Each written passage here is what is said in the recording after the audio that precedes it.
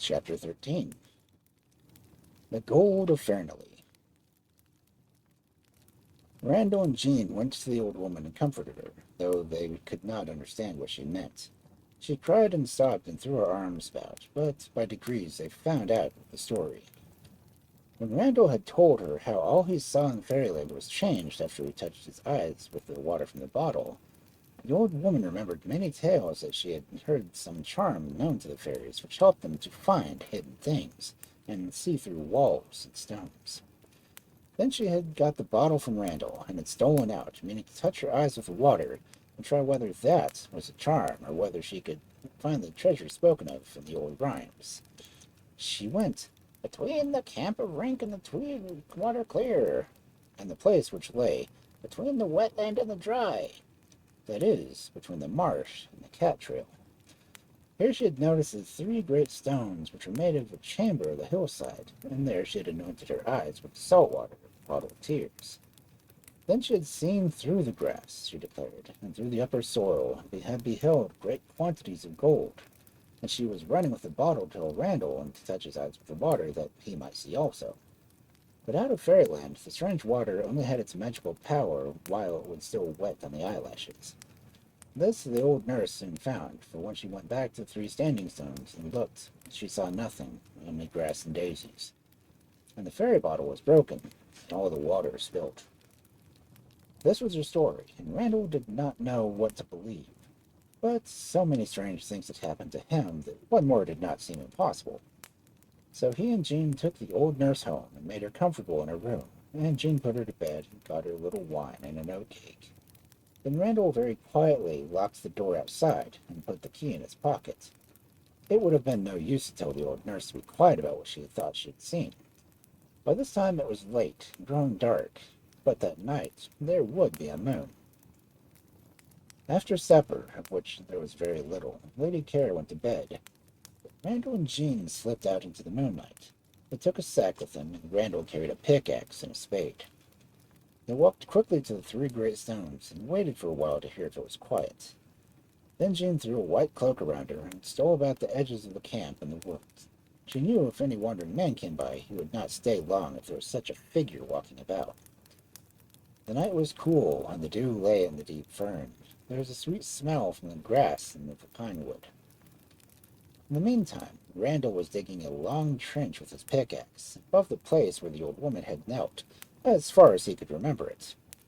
He worked very hard, and when he was in the trench up to his knees, his pickaxe struck against stone.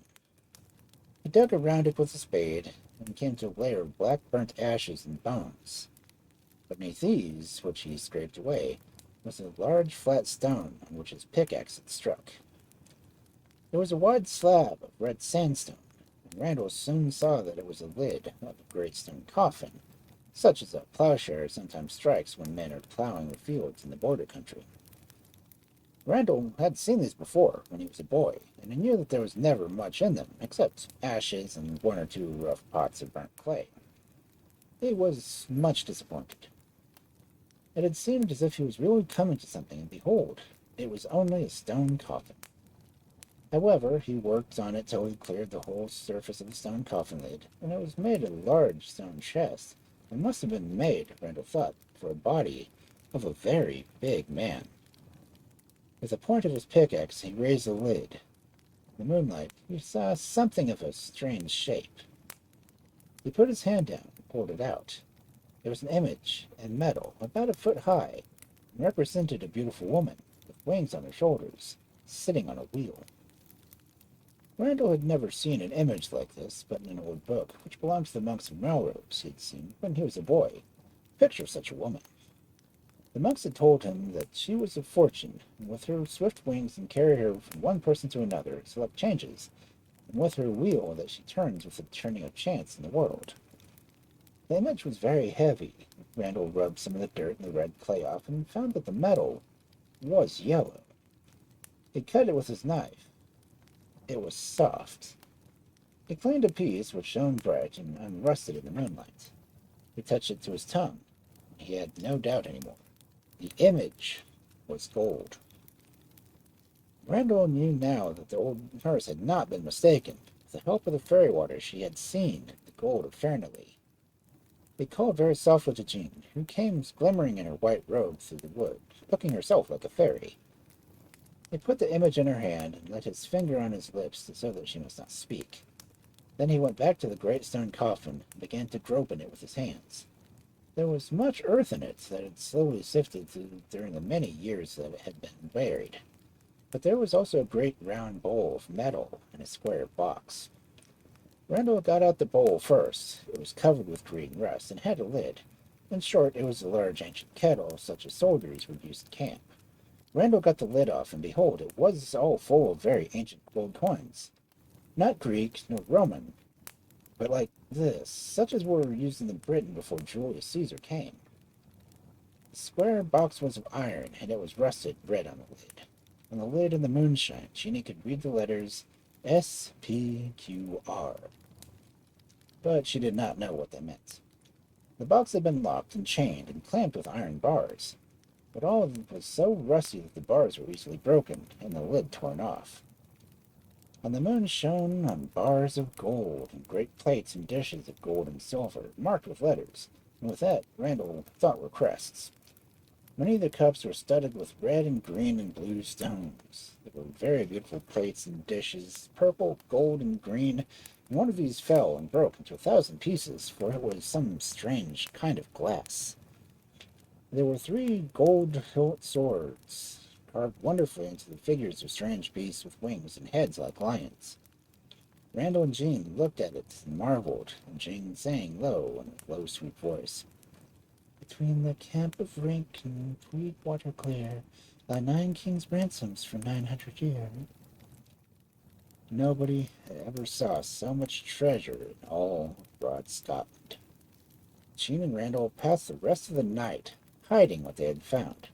Part they hid in a secret chamber of Fairnilee, of which only Jean and Lady Ker and Randal knew the secret. The rest they stowed away in various places.